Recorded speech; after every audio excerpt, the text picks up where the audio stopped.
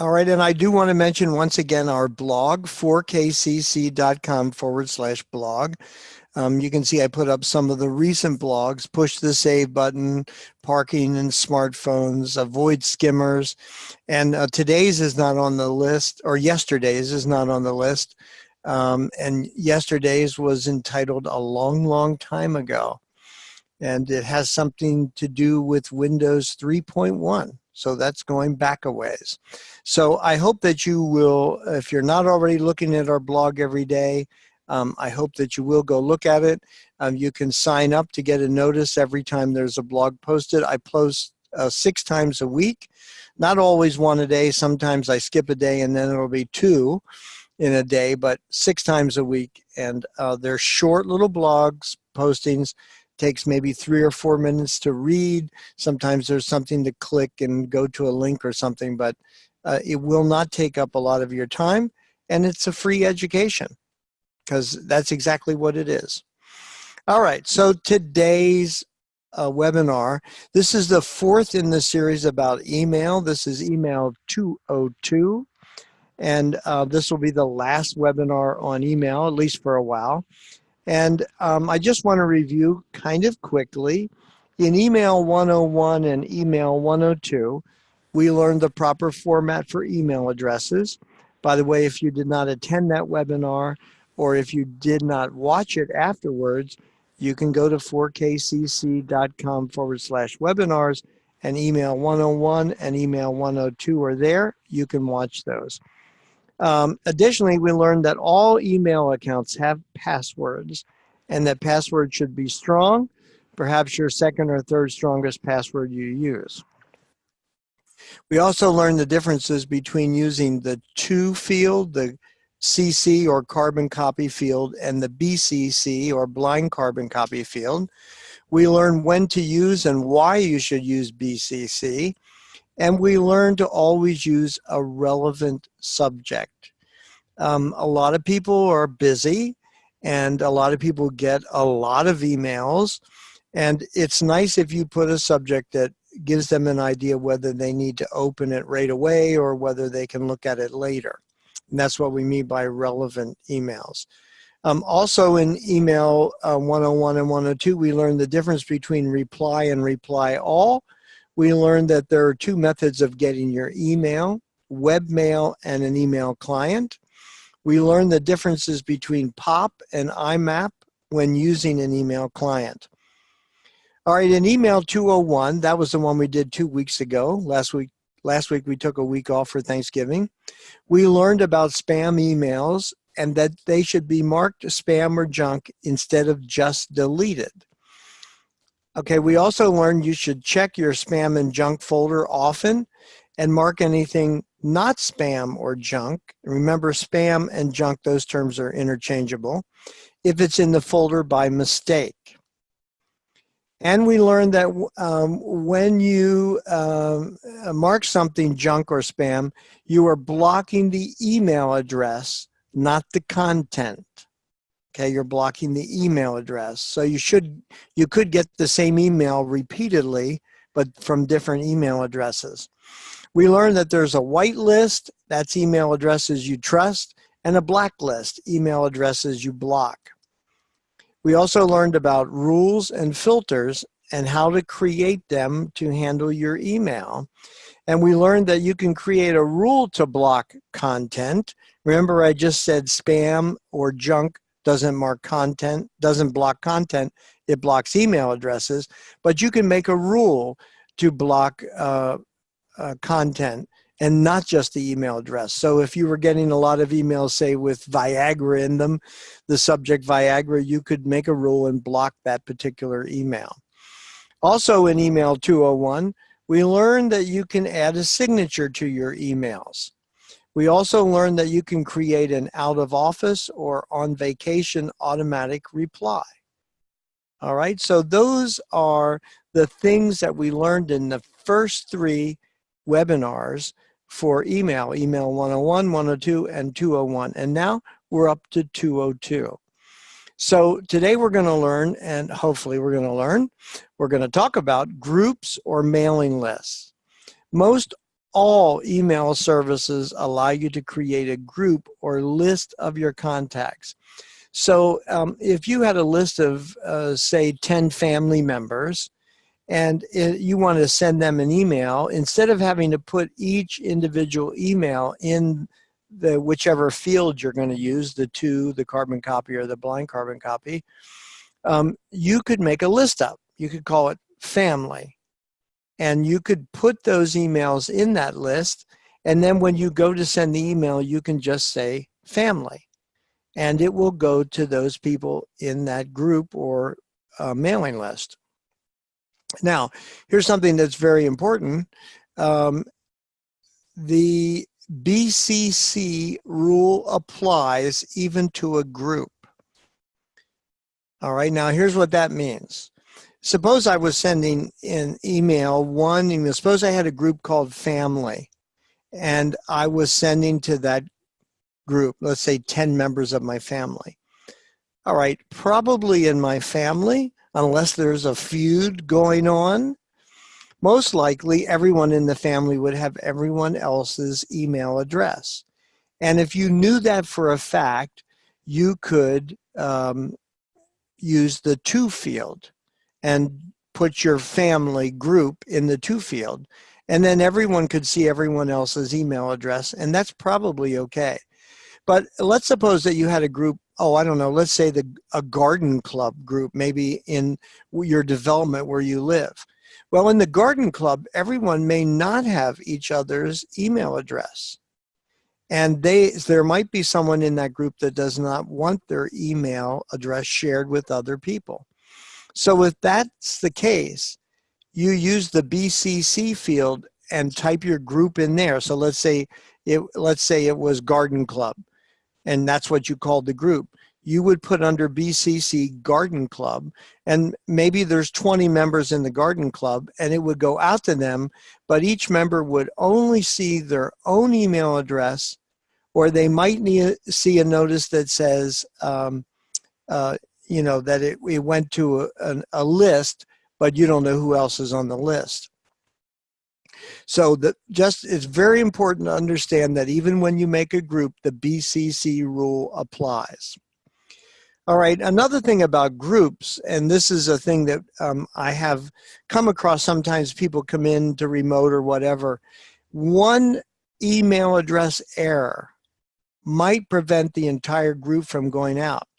So if you put an email address in to the group and you made a mistake, it's possible that if you try to send to the group, you may find out that no emails go out, that it bounces back to you, or you get a warning right away and says this email cannot be sent. So you have to be very careful that when you do a group, that you're sure that the email address is correct. Now, one of the ways you can get fouled up, and it's not your issue, but one of the ways that can cause a problem is someone changes their email address and doesn't tell you. So now you still have the old email address that bounces back. It may or may not bounce the entire group. It just depends on how the email is handled by the email provider, and you don't really have any power over that. They make those rules. So just make sure that if you use a group, that everyone that's in it, their email address is correct. Okay, now here's a little fun thing that you need to know, especially when you're doing groups or mailing lists. Email providers, that's everyone. That's Yahoo, Comcast, AT&T, Roadrunner, MSN. They all have what we call spamming rules. And the spamming rules work like this. They only allow so many emails to go out per hour and then per day. Now, most of the time, we don't know what those numbers are. We can kind of guess, but most of the email providers don't tell you the number for this reason.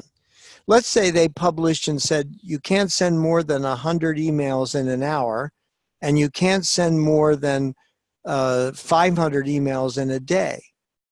Well, if I was a spammer, I would send 99 emails 1 hour, and then I would pick 4 more hours in the day, and I would send 99 emails again. So I would be under their limits, but I'm spamming. I'm sending out junk emails.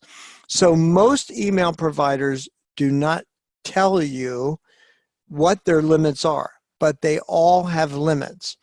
And here's what you need to know, that if you have a group, and let's say you have a group of 10 people, and you send one email to those 10 people, okay, your email provider considers that 10 emails, not 1, 10, because you sent to 10 people. All right, so you could see, if you don't know the limits, it's possible that you could go over the limit. And as a matter of fact, I did have a customer in, some of you here in the Treasure Coast might be familiar with Sandhill Cove. This was a lovely lady who has passed away since she became my customer, but she was an early customer. She was a customer for a very long time. She used to come to seminars, usually in a wheelchair. She was very nice, but she didn't really have anything else to do but work on her computer. So she would send jokes to everyone in her address book. And sometimes she would send 3, 4, 5, 6, 7, 8 jokes. She would forward them a day. And one day Comcast cut her off because she exceeded the limit, even though she didn't know what it was. And she had to go through a pretty good circus to prove to Comcast that she was not a spammer. And then she had to change her habits. She could no longer send that many emails in a day. So just be aware of that with groups. Now, if you have a large group of people, you really should consider using an email service like we use Robly. There's Constant Contact, there's MailChimp, and there are others. Now, one thing about MailChimp, I also use MailChimp from time to time. They will allow you so many people and so many emails a month at no charge. Most email services charge. Of course, we use Robly because we have a lot of emails that go out with our question of the week, and we pay for Robly. Constant Contact, we used to use them, and they're a paid service. But if you send to a large number of people, you really should get one of these services. Now you might say, well, why are one of these services allowed to send, like, for instance, say to 2,000 people, but you can't do that? And the reason is because these companies all have agreements with internet service providers and email providers that they will email out from specific IP addresses, and those servers will know. For instance, when we use Robly, they know it's coming from Robly. These companies also have a very stringent policy about spam. So for instance, when we send out to Robly, you know that if more than one person in 1,500 emails marks us spam, we're cut off. If 2 people, we're cut off, and I have to call Robly and explain why it happened.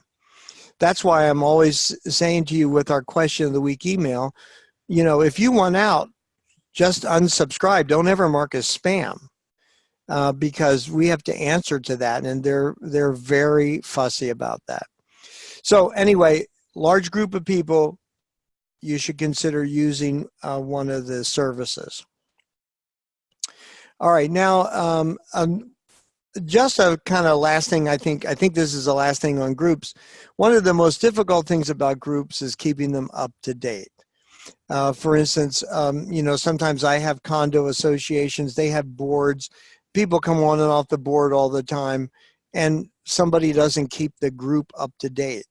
You know, you don't want to send information, especially sometimes, like in the case of a condo association, it might be something that's kind of privileged, and you really don't want to send it to someone who's no longer on the board. So always make sure your group or mailing list is up to date. All right, so that's groups and mailing lists.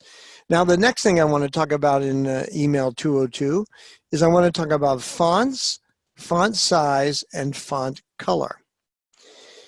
And a lot of people don't realize that you can, in most email providers, you can set the default font, the default font size, and the default font color. Now, most of you know when you type an email, you can highlight a particular portion of text and change that color. Now, most of you probably know that, but that's not what we're talking about here. We're talking about the default. So when you start out an email, or when you start out a reply or a forward, you can adjust those defaults. And we're going to take a look at that in just a little bit. Let's just break out here right now. In fact, we'll look at that. Hang on. Let's switch here. And I'm going to show you two examples of that.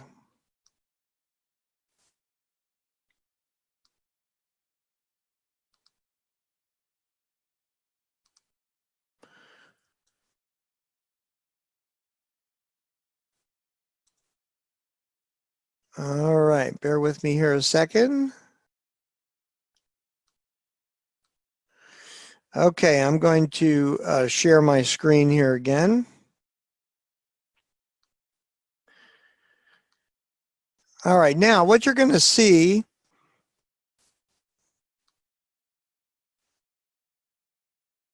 is you're going to see my Outlook here in just a minute. There it is. And I'm going to show you then in Outlook. Now, Outlook, if you don't know, Outlook is an email client. I'm going to go to File, which is up in the upper left-hand corner. And then when the menu appears on the left, I'm going to go to Options. And when that comes up, in the center is a new window, Outlook Options. And I'm going to click on Mail on the left-hand column. And then on the right, there's a section that says use stationery to change default fonts, styles, colors, and backgrounds. I'm going to click on stationery and fonts. All right, now the window that comes up, I know it's a little small on your screen, but the window that comes up, there are certain things we could do a theme, which I'm going to not do themes today. I'm not too concerned about that.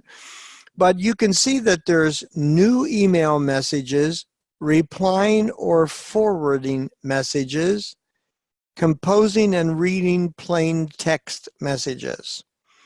We're going to look in particular at the new mail messages and the replying or forwarding. So on the new email, if I click on font, here's what happens. I get a window and there is a list of fonts that I can pick from. Now, these are fonts that are on my machine. You might not necessarily all have the same fonts I do. In fact, I can almost guarantee you don't. But I like Arial, so I have it on Arial. Font style, I could start out with regular, italic, bold, bold italic, and I can pick my size, 12, 14, whatever I want. Now, where it says font color, it's on automatic. Normally, automatic means on a new email, it means black. But I could pick a different color. I could pick red, green, and whatever I want to do. So I'm going to pick, just because so you can see it, red. And you'll see that under preview, it shows you an example. I'm going to take bold, and you can see the preview got bold. And then I'm going to choose bold italic, and you can see it's bold and italicized. Now, I'm going to change the size to 18, and I'm going to leave it at Arial, and I'm going to say, okay. All right. Now, I've changed that to start. Replying or forwarding messages, I hit that font, and the same options are there. Now, Outlook by default replies are normally written in light blue. Okay, I never like that. So I change it to black. You can do whatever you want to do there. Also, it's usually in size 11 by default, so I made it size 12. So I could change anything I wanted right here. I'm going to leave this for now. I'm going to say, okay. I'm going to say, all right. I'm going to go, okay. I'm going to go up here and start a new message. Okay, so I'm going to send this to Joyce. And I'm going to say test. And now when I get down here, look what happens. Without me touching anything above to change the font color or the style, my font is bold and italics and it's red. And that's because I went into settings and did it that way. Again, if you were just doing, one email, or you were just highlighting a certain portion you wanted a different color, you wouldn't change the default. That would make no sense. But in this case, maybe I want to send a bunch of emails, who knows, for Christmas, and I want them to be red. So I could go in and change the default. I can always go back later and change it back. So that's how that works. And again, we're changing the default. Now I'm going to add my signature here. And one thing I want you to see is that my signature stayed black because that's the way I did it in the signature. If I wanted to change that to a different color or a different font, I would have to go into signatures and I would have to change it there. Okay, because here it is and I could change the color, etc. All right, but in this case, I'll just leave that. I'm going to send it to her and that takes care of that. Now, let me show you with webmail, and I'm going to use Google. I know a lot of you have Google Chrome, or have Google accounts, Gmail, etc. But it's the same with Yahoo and MSN and all those.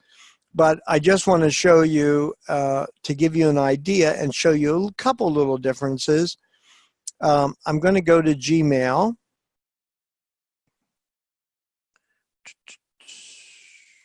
Hopefully. Come on, Gmail. Here we go. All right, you can see it's loading Gmail. Now, when I get into it, over in the right-hand side, there's going to be a little wheel that lets me change the settings. And that's right at the top here, over in the right. I have my mouse on it right now. If my picture is there, you might have to move it to see it. But there's a little cogged wheel, and that's settings. So I click on that. And when that comes up, it gives me a menu to choose from. I'm going to choose settings again. And Gmail's slow to respond today. So I'll try again.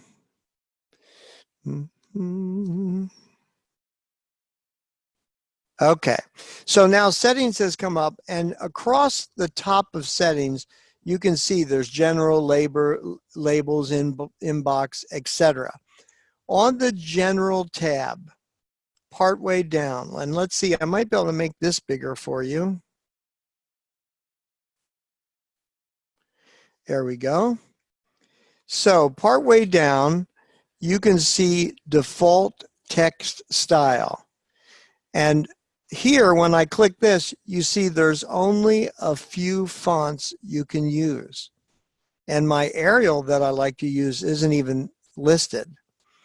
But you could fix one of these and use that as your default instead of what they use as the sans serif.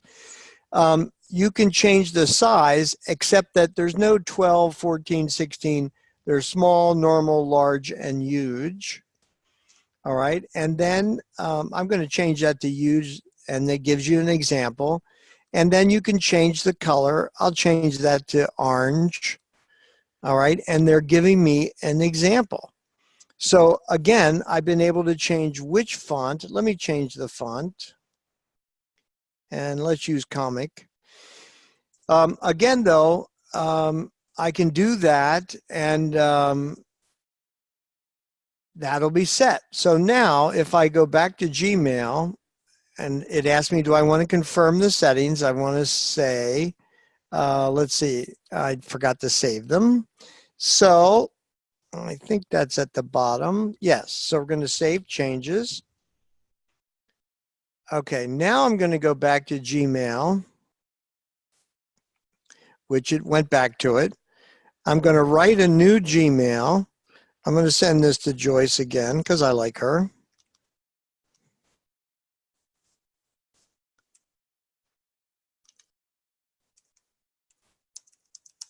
And you see, but by default, it changed to the fonts, the font size, the type, the color that I put in there.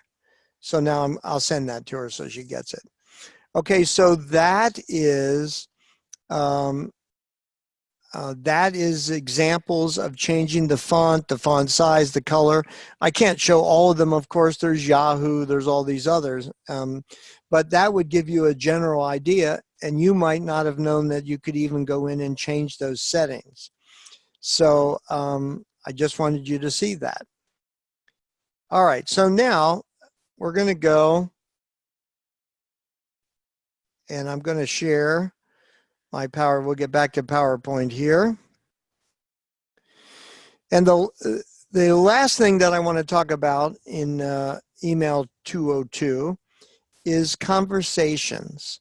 Most email providers now allow you to group your email by conversations. What does that mean by conversations?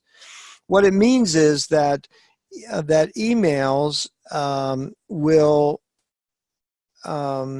be put together. Like for instance, suppose I send Joyce an email and maybe she doesn't respond to that email till tomorrow. Without conversations, I would have a list of emails, the dates, and her response would show up, let's say today. But I wrote the email yesterday. In conversations, what it would do is it would group them together.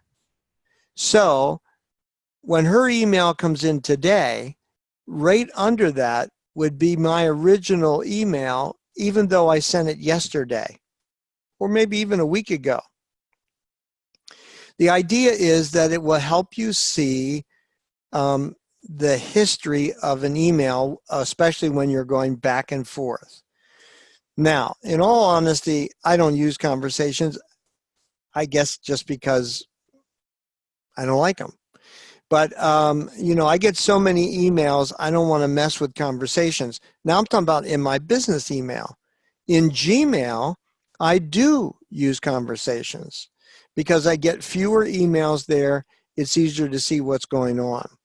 But conversations, sometimes we have people log into remote and they're confused by conversations because sometimes they don't like all those emails grouped together. So that's conversations. All right. So I think we're at the end. Joyce, are there any questions?